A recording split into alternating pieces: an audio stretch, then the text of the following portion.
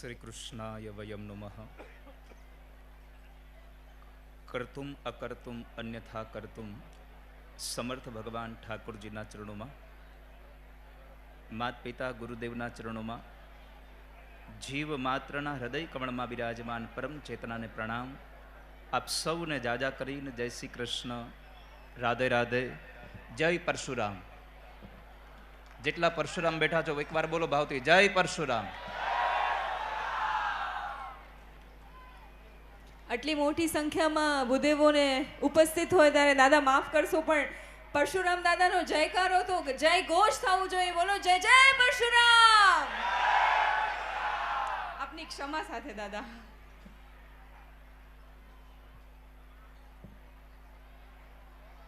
આજનો આ પાવન મંગલ દિવસ કચ્છની આ પાવન ધરા છે અને આ ધરામાં માતુશ્રી ખીમીબેન ભીમાભાઈ હુંબલ પરિવાર અને એમના એક સદ સંકલ્પથી પરમ ભગવદીય જખુભાઈ, બાબુભાઈ અને એમનો સંપૂર્ણ પરિવાર એમના મનોરથી પદે સમસ્ત બ્રહ્મ સમાજની એ દીકરીઓનો લગ્નોત્સવ અને બાળકો માટે, બટુકો માટે આ યજ્ઞોપવિત સંસ્કારનો આ દિવ્ય મંગળ મહોત્સવ, આ મહોત્સવના આ દિવ્ય સભામાં મંચ ઉપર બિરાજમાન તમામ પૂજનીય સંતો અને તમામ અતિથિ મહેમાનોને, એમને સૌને મારા જય શ્રી કૃષ્ણ. સંપત્તિ ખૂબ લોકો પાસે છે. સંપત્તિ ભેગી કરવી એ બહુ સામાન્ય વસ્તુ છે વાલા વૈષ્ણવો. પોતાના માટે સંપત્તિ વાપરવી એ પણ સામાન્ય ઘટના છે, પણ પોતાના પુરુષાર્થથી મેળવેલી સંપત્તિ પરમાર્થ માટે વાપરવી એ બહુ અસામાન્ય ઘટના છે. અને એમાંય આટલો મોટો દાખલો જ્યારે બાપભાઈને સંકલ્પ થયો ને એને આટલો મોટો આ દાખલો કર્યો, એકવાર તાળીઓથી ખૂબ એને આશીર્વાદ આપીએ કે આટલો મોટો સંકલ્પ, નહીં તો આટલી મોટી સંપત્તિ પોતાના સમાજ માટે વાપરવાની એને ઈચ્છા થાય, પણ આ માણસને બ્રહ્મ સમાજ માટે, અન્ય સમાજ માટે પોતાની સંપત્તિ વાપરવા માટે જ્યારે વિચાર આવ્યો છે, એ પણ એક ભગવદ કૃપા છે. ઘણીવાર કથાઓના માધ્યમથી એક સંદેશો આપ્યો છે કે આ સંસારમાં માણસ કોઈ પણ હોય પૈસાથી સુખી થતો જ નથી. તમે એવું ન માનશો કે સંપત્તિ મળે એટલે સુખી થઈ જવાય છે. પૈસાથી કોઈ માણસ સુખી થયો જ નથી. માણસને સુખી થવાનું સૌથી શ્રેષ્ઠ કોઈ સાધન હોય તો એના સદવિચારો છે. એના વિચારોથી માણસ સુખી બને છે. આજે બાબુભાઈ આ બ્રહ્મ સમાજ માટે પોતાનો આ દિવ્ય મનોરથ વ્યક્ત કર્યો, અને એમાં અમારે કચ્છમાં ખાલી દિનેશભાઈનું નામ પડે તો પણ સૌ એને ઓળખે એવા દિનેશભાઈ રાવળ અને અમારે ઉમિયાશંકરભાઈ, આ બધાનો એને સાથ મળ્યો. બાબુભાઈ સાથે હું 2020ની સાલથી એના પરિચયમાં, આજે 6 વર્ષ થયા. 6 વર્ષમાં મેં જેટલા એમણે જાણ્યા છે અને અન્ય લોકોના મુખેથી મેં સાંભળ્યું છે. એક વાત યાદ રાખજો, અહીંયા એમની વાહવાહ કરવા માટે નથી આવ્યા, પણ એમણે જે કાર્ય કર્યું છે એની પ્રશંસા માટે આપણે સૌ ભેગા થયા છે. અને આપણે કોઈ માણસની સારા કામની પ્રશંસા ન કરીએ તો આપણે નગુણા કહેવાય. કેટલા પરિવારને જોડ્યા, આમાં કેટલી દીકરીઓના આશીર્વાદ મળ્યા. એક દીકરીનું કન્યાદાન કરવું હોય ને તો આપણને પરસેવો વળી જાય. અહીંયા 100 કરતા વધારે દીકરીઓનું કન્યાદાન જ્યારે આ પરિવારને કરવાનો અવસર મળ્યો છે એ સૌથી બળભાગી છે. આ દુનિયામાં પ્રભુની કૃપા થાય, ભાગ્યમાં હોય તો પ્રાપ્ત થાય બધું. સકલ પદાર્થ હૈ જગ માહી, ભાગ્ય વિના નર પાવત નાહી. ગમે તે સમાજનો માણસ, ગમે તેવો માણસ એની પાસે ગયો હોય પણ ક્યારેય નિરાશ થઈને પાછો આવ્યો હોય એવું હજી સુધીમાં કદાચ બાબુભાઈ પાસેથી કોઈએ એવું વાક્ય નહીં કહ્યું હોય કે હું બાપભાઈ પાસે ગયો અને મને કંઈ ત્યાંથી મદદ ન મળી. આટલા બટુકોને આજે દ્વિજમાં પરિવર્તિત કરાવવાનો આજે બ્રાહ્મણોને ત્યાં, જેમ પૂજ્ય ભાઈશ્રી હમણાં અહીંયાથી વિદાય લીધીને કહીને ગયા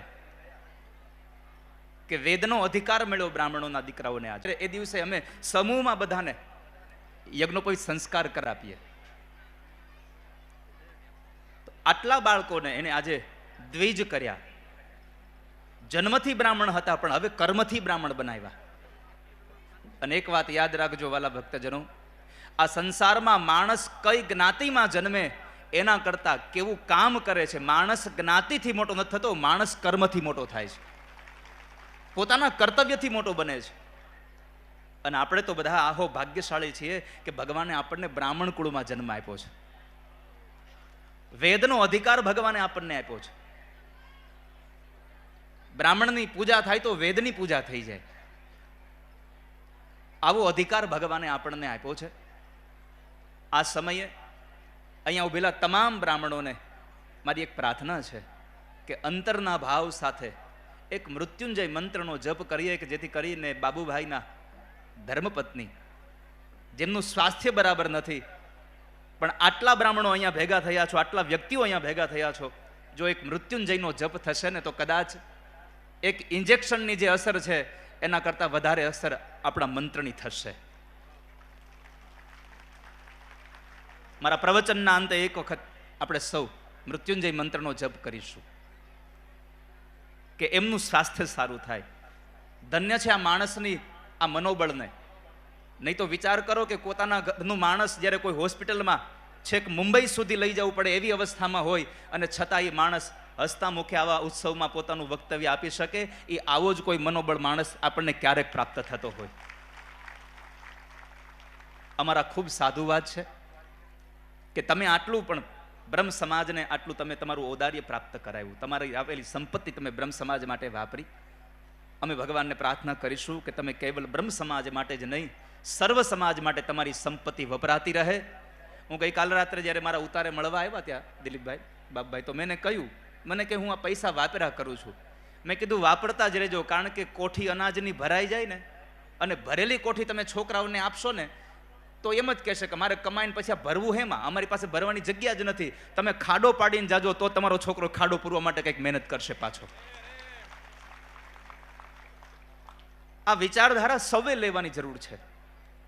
જરૂર નથી કે આટલું મોટું કાર્ય આપણા એકલાથી થાય. આપણી પાસે જે સંપત્તિ છે, સંપત્તિમાં કેવલ પૈસો જ નહીં, સંપત્તિમાં આપણા સારા વિચારો પણ કહેવાય. આપણી સારી આવડત પણ આપણી સંપત્તિ છે. જેમ બાબુભાઈએ પોતાની સંપત્તિ આજે બ્રહ્મ સમાજ માટે વાપરી, એમ મારી તમામ આપ સૌને પ્રાર્થના છે કે તમને પરમાત્માએ વિશેષ સંપત્તિ જે આપી છે, સારી બુદ્ધિ આપી હોય, સારી આવડત આપી હોય, સારી સંપત્તિ આપી હોય, જે કંઈ આપ્યું હોય એ તમે તમારા જ માટે વાપરશો એવું નહીં. જો તમે બીજા માટે વાપરશો તો તમારી સંપત્તિ સાર્થક થશે, કેવલ આપણા માટે જ નહીં. તો ભગવાનને આપણે સૌ પ્રાર્થના કરીએ કે બાબુભાઈને આવા નવા સદવિચારો મળે. સાથે સાથે એના પરિવારને પણ આપણે ખૂબ પ્રશંસાથી, એમને પ્રસન્નતા સાથે એને પણ આપણે તાળીઓથી વધાવવો જોઈએ, કારણ કે નગર ઘરમાંથી ના આવે ને એટલે પછી કાંઈ ન થાય. તમે બધાએ કથા સાંભળી છે ભાગવતજીની કે ધ્રુવજી મહારાજ જ્યારે એના પિતાજીના ખોળામાં બેસવા આવતા હતા અને એ સમયે એની અપરમાએ સુરુચિએ પોતાના પતિને ના પાડી દીધું, ખબરદાર જો તમે બેસાડ્યો છે તો. પોતાનો દીકરો હતો છતાં પણ પોતાના ખોળામાં ન બેસાડ્યો, પોતાની એક પત્નીના કહેવાથી.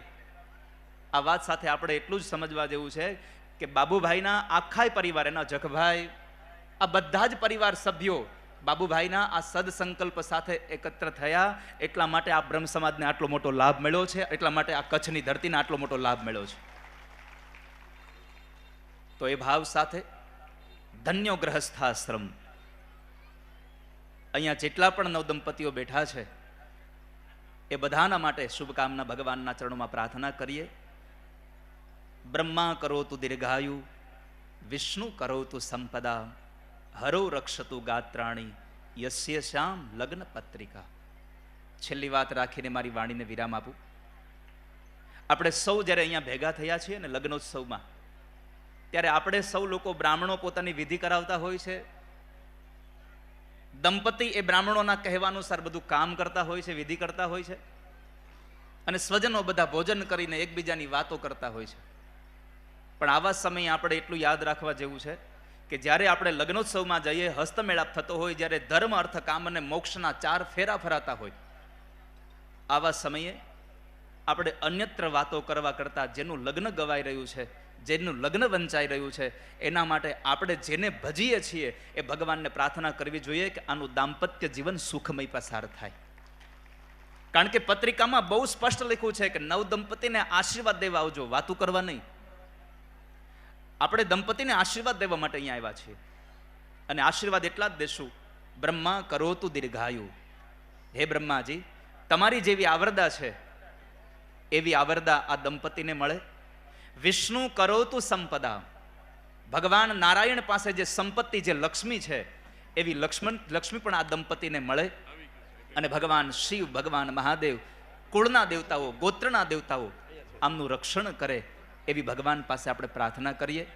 બાબુભાઈ અને એના પરિવારને ખૂબ સાધુવાદ કે એમણે આટલો મોટો દાખલો બ્રહ્મ સમાજ માટે કર્યો અને આવનારા સમયમાં એનો સંકલ્પ, એનો મનોરથ ઠાકોરજી સંપન્ન કરે કે સર્વ સમાજ માટે જે અનાથ બાળકો છે એના પણ લગ્ન એના પરિવાર દ્વારા થાય એવો એનો જે મનોરથ છે એ મનોરથ પણ પરમાત્મા સવાયો કરીને સંપન્ન એના હાથે કરાવે એવી ભગવાન ઠાકોરજીના ચરણોમાં પ્રાર્થના સાથે બાબુભાઈ અને એના પરિવારે આપણને સૌને આ લાભ આપ્યો એના માટે સાધુવાદ. તમે બધાએ ખૂબ શાંતિથી અમને બધાને સાંભળ્યા એના માટે પણ સાધુવાદ. અને મેં કહ્યું હતું એમ કે બાબુભાઈના ધર્મપત્ની માટે એક મૃત્યુંજય મંત્રનો આપણે સૌ પાઠ કરી અને પછી મારી વાણીને વિરામ આપીશું.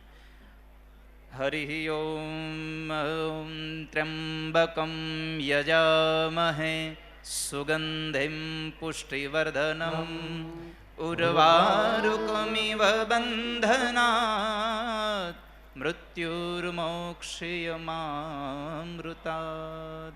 મૃત્યુંજય મહાદેવ ત્રાહિ મામ શરણાગત.